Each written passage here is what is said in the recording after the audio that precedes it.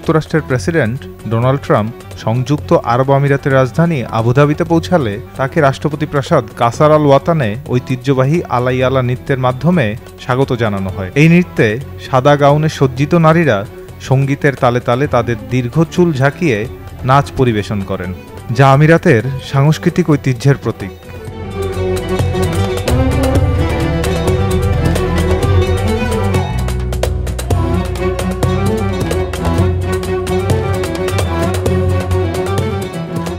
ট্রাম্পের যোগাযোগ উপদেষ্টা মার্কো মার্টিন এই সংক্রান্ত একটি ভিডিও শেয়ার করেছেন, যাতে দেখা যায় ট্রাম্প যখন হেঁটে যাচ্ছেন তখন আমিরাতের মেয়েরা তাকে খোলা চুলে মাথা ঝাঁকিয়ে স্বাগত জানাচ্ছেন।